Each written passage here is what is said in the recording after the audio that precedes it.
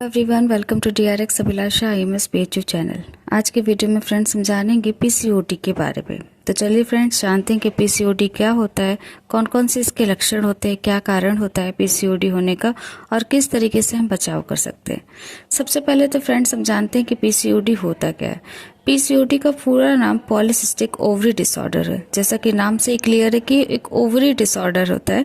ये एक्चुअली में एक हार्मोनल डिसबैलेंस के कारण होता है। जब हमारी बॉडी में एंड्रोजन हार्मोन्स, जो कि मैन हार्मोन्स होता है, जो ज़्यादातर आदमियों में पाया जाता है और वुमेन्स में कम मात्रा में पाया जाता है, ये एंड्रोजन हार्मोन्स जब अधिक मात्रा में स्राव होने लगते हैं हमारे ओवरी के अंदर, तब इसके कारण हमारी ओवरी में छोटी छोटी पानी की गांठें होने लगती हैं, जिनको हम सिस्ट के नाम से जानते हैं।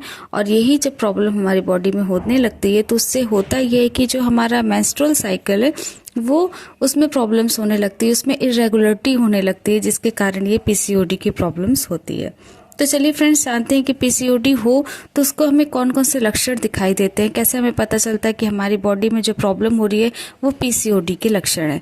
तो सबसे पहला फ्रेंड्स तो हमारे हेयर्स ग्रोथ ज़्यादा होने लगेंगे, मतलब हमारे फेस पे, हमारे स्किन पे हेयर्स ज़्यादा होने लगेंगे, अधिक मतलब बालों का जो है दिखाई देने लगने लगता है।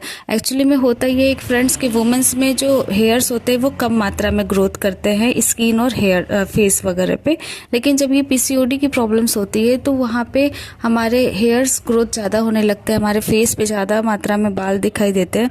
दूसरा कारण होता है कि पिंपल्स बहुत अधिक दिखाई देने लगते हैं, पिंपल्स मतलब फेस वगैरह पे ज़्यादा आने लगते हैं।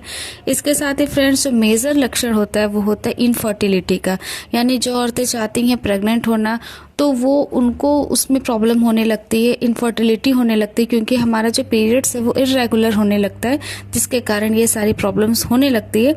तो ये भी एक मेन लक्षण है कि अगर आप प्रेग्नेंट नहीं हो पा रही हैं और आपका जो पीरियड्स के डेट है वो इरेगुलर है तो हो सकता है कि आपको PCOD हो।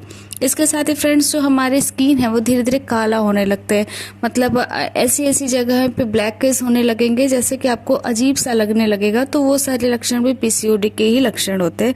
इसके साथ ही जो हमारे हेयर का ग्रोथ होगा, हमारे जो बाल होंगे वो बहुत ही पतले पतले होंगे, तो वो भी एक PCOD का ही लक्षण है। PCOD होने के तो वैसे तो कई कारण हो सकते हैं फ्रेंड्स, लेकिन सबसे मेन जो कारण होता है वो है हमारा अस्वस्थ जीवन शैली, मतलब हमारा जो रूटीन है वो सही नहीं रहना, हमारा खाना पीना सही नहीं होने के कारण ये PCOD के जो कारण होते हैं ये बहुत ही ज़्यादा इम्पोर्टेंट यही कारण होता है कि हमारा जब जीवन शैली अस्वस्थ होने लगता है तो उसके कारण PCOD हो सकता है।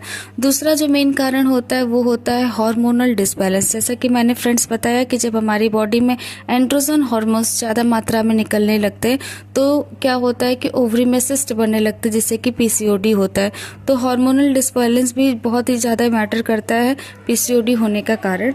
तीसरा जो प्रॉब्लम्स होता है फ्रेंड्स वो है आपको स्ट्रेस। जब औरतें बहुत ज़्यादा स्ट्रेस लेने लगती हैं तो भी उसके कारण भी उनको PCOD की प्रॉब्लम्स हो सकती है। इसके साथ ही जब हमारी बॉडी में इंसुलिन बहुत ज़्यादा मात्रा में निकलने लगता है, इंसुलिन का स्राव ज़्यादा मात्रा में होता है, तो उसके कारण भी PCOD की प्रॉब्लम्स होती है। इसके साथ ही कुछ लोगों की बॉडी बहुत ही ज़्यादा स्वेल करने लगती है, उनकी बॉडी फूलती है, तो ये जो बॉडी स्वेलिंग जो है वो भी PCOD होने का कारण हो सकता है। इसके साथ ही फ्रेंड्स जिन औरतों का वजन बहुत ज़्यादा होता है, यानी कि मोटापा, ये भी एक PCOD होने का कारण हो सकता है। इसके साथ ही कुछ लोग ऐसे भी हैं जिनको ये प्रॉब्लम्स जेनेटिक्स भी हो सकती है, यानी उनके फैमिली मेम्बर्स में किसी को कभी पहले ये हुआ होता है तो उसके कारण भी, जेनेटिक प्रॉब्लम के कारण भी PCOD हो सकता है। तो चलिए फ्रेंड्स जानते हैं कि ये PCOD को हम पहचाने कैसे, कि अगर ये PCOD है तो इसको हम कंफर्म कैसे करें। तो जब आप डॉक्टर के पास जाते हैं, अगर आपको पेट में दर्द होता है या आपके पीरियड्स इरेगुलर्स होते हैं या फिर बाकी जो लक्षण मैंने बताया कि जैसे हेयर ग्रोथ ज़्यादा वगैरह होने लगता है, तो अगर आप डॉक्टर्स के पास जाते हैं तो वो आपको 2 टेस्ट कराने को बोलते हैं। एक तो अल्ट्रासाउंड कराते हैं जिससे कि आपके ओवरी में जो सिस्ट है वो दिखाई दे, तो उससे क्लियर हो जाता है कि आपको PCOD है। और दूसरा जो लक्षण होता है, दूसरा जो टेस्ट होता है फ्रेंड्स वो होता है ब्लड टेस्ट। ये ब्लड टेस्ट में हमें ये पता चलता है कि हमारे हार्मोन्स में डिसबैलेंस है या नहीं। अगर हार्मोनल डिसबैलेंस होगा तो वो हमारे ब्लड टेस्ट में पता चल जाएगा कि इंसुलिन की मात्रा कितनी है और बाकी हार्मोनल डिसबैलेंस कैसा है, तो उसके थ्रू हम ये पता लगा सकते हैं कि आपको PCOD है या नहीं है। तो ये कंफर्म करने के लिए आपको 2 टेस्ट कराने ही पड़ते हैं, एक तो ब्लड टेस्ट और दूसरा अल्ट्रासाउंड। सब लोग बहुत सारे लोग परेशान होते हैं फ्रेंड्स के पीसीओडी को हम किस तरीके से ठीक कर सकते हैं। वैसे तो एक्चुअली में इसका कोई ऐसा प्रॉपर वैसा कुछ बना ही नहीं है जिससे कि आप ठीक कर सके, इसका कोई इलाज नहीं है। लेकिन कुछ चीज़ें हैं जो जिनके करने के कारण आप अपने पीसीओडी की प्रॉब्लम को जल्दी ठीक कर सकते हैं। उसमें सबसे पहला तो है कि अपने खान पान का ज़्यादा आपको ध्यान देना होगा कि आपको क्या खाना है और क्या नहीं खाना है, उन सब चीज़ों पर ध्यान देना होगा। दूसरा फ्रेंड्स कि आपको स्ट्रेस कम लेना होगा, क्योंकि स्ट्रेस एक ऐसी प्रॉब्लम है जो कि सारी प्रॉब्लम्स की जड़ होती है, तो आपको स्ट्रेस कम लेना होगा। इसके साथ ही आपको नींद अच्छी लेनी होगी और साथ ही आपको हाइड्रेटेड रहना है, मतलब जितना हो सके उतनी ज़्यादा मात्रा में आपको पानी पीना है। तो चलिए फ्रेंड्स, कुछ थोड़ी सी बातें ये भी जानते हैं कि इस पीसीओडी में आपको कौन सी चीज़ें खानी चाहिए और कौन सी चीज़ें नहीं खानी चाहिए। तो सबसे पहले फ्रेंड्स, तो पीसीओडी में हमें ऐसे आहार को लेना चाहिए जो कि लो ग्लाइसेमिक इंडेक्स वाले हो, यानी लो ग्लाइसेमिक वाले जो होते हैं उनमें जो हमारा जो ब्लड ग्लूकोज है वो धीरे धीरे बढ़ता है। तो ये हमारे हेल्थ के लिए बहुत ही अच्छा है और खासकर पीसीओडी के पेशेंट्स के लिए बहुत ही अच्छा है। तो ऐसे में क्या क्या आता है, जैसे कि साबुत अनाज हो गया, दालें हो गए, फल हो गए और बिना स्टार्च वाले वेजिटेबल जैसे आलू वगैरह को छोड़ के, जो जिसमें स्टार्च ना हो या कम हो, ऐसे फ्रूट प्रोडक्ट्स को अगर आप खाते हैं तो उससे आपको पीसीओडी को ठीक करने में काफ़ी ज़्यादा मदद मिलती है।